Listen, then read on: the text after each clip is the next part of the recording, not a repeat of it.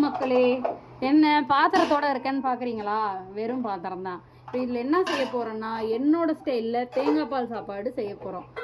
1.5 kilo அளவா? 2 kilo அளவு.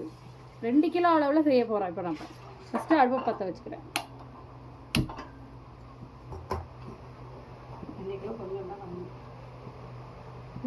போதும். இப்போ எண்ணெய் ஊற்றிக்கிறேன்.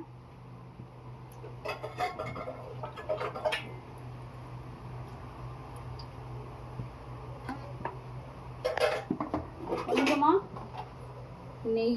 எங்கள் வீட்டில் நெய் யாருக்கும் நிறையா பிடிக்காது, அதனால் கொஞ்சமாக நெய் ஊற்றிக்கிறேன்.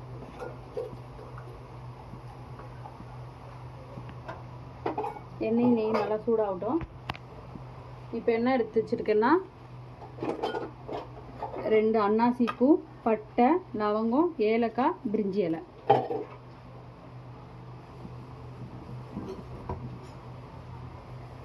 எண்ணெய் சூடாயிடுச்சு. ஸோ இதை இதில் போட்டுறேன்.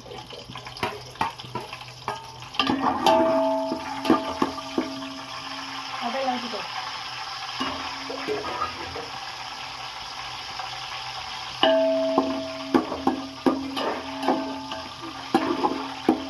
எல்லாம் பொரிய ஆரம்பிச்சிருச்சு.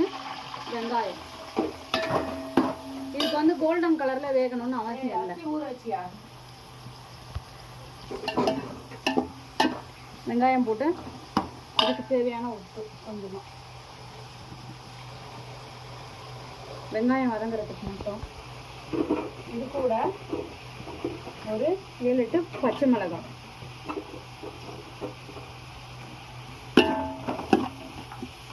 ரெண்டா உடச்சி வச்சிருக்கேன்.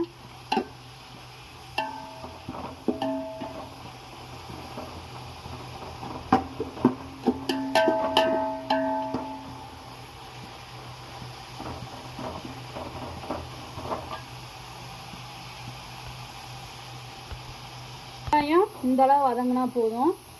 இப்போ இதுக்கு தேவையான இஞ்சி பூண்டு கொஞ்சம் நிறைய கொட்டிட்டேன், சாரி.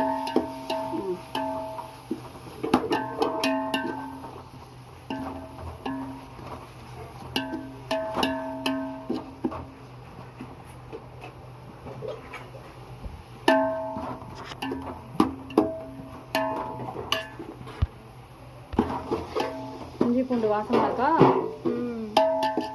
பச்சை வாசம் போகட்டும். இப்போ புதினா போதும். புதினா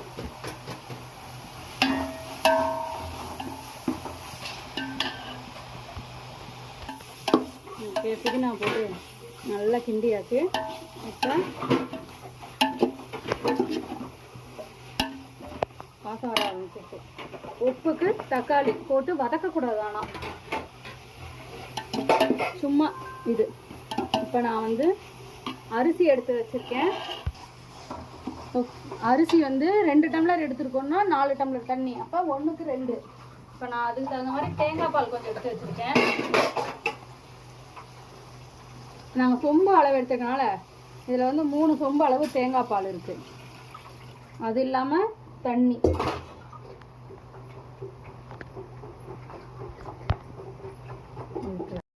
தண்ணி ஊற்றிக்கலாம்.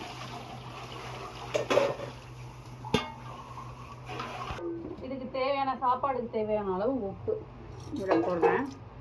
இன்னும் கொஞ்சம் கூட போட்டுருக்கேன்.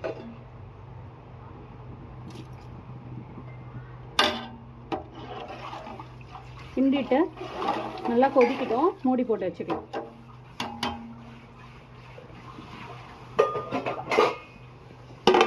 வாடி போய் உட்காருவோம். இப்போ நல்லா கொதி வந்துருச்சு. ஊற வச்சிருந்த அரிசியை போட்டுக்கலாம். வடித்து வச்சுருக்கேன், அதை அப்படியே போட்டுக்கிறேன்.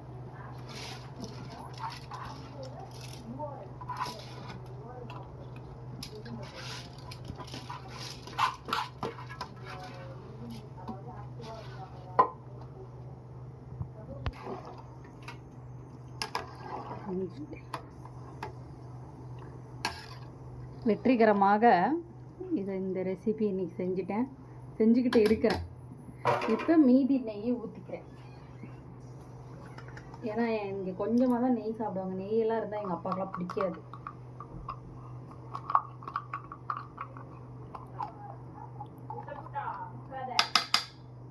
அதனால இதுக்குன்னு தகுந்த மாதிரி ஒரு குட்டி டப்பா மட்டும் வாங்கிட்டு வந்துட்டேன்.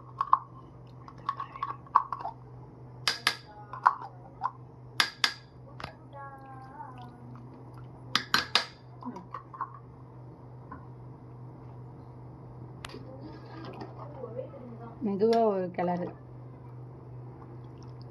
இல்லைன்னா சாப்பாடு உடஞ்சிரும்.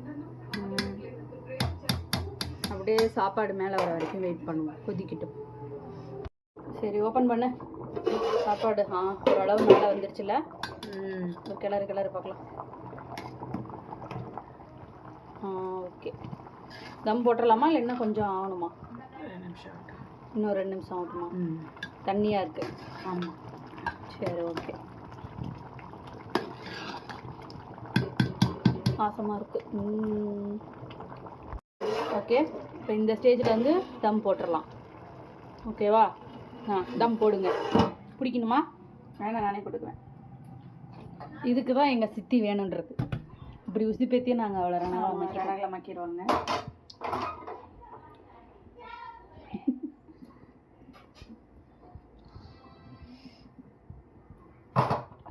சூப்பர். தம் போட்டாச்சு. எவ்வளோ நேரம் தம் வைப்பீங்க? 20 நிமிஷமா? ஆமாம். ஓகே, தம் வச்சதுக்கப்புறம் பார்க்கலாம். ஃபஸ்ட்டு ஒரு 5 நிமிஷம் அனல் வைக்கணும், அப்புறம் கம்மி பண்ணிக்க வேண்டியது. ஓகே, சாப்பாடு ஆயிருக்குன்னு நினைக்கிறேன். ஏன் தம் அடிச்சிடலாமா? பொழப்பொழான்னு இருக்கு. என்னங்க சாப்பாடு உதிரியாக இருக்கா? உதிரியாக இருக்கு. அதுதான் இப்போ எடுத்து சாப்பிட உட்காந்துடலாமா? சோறு திங்க முதல்ல உட்காரலாம். பசி தாங்க முடியல. ஓகே.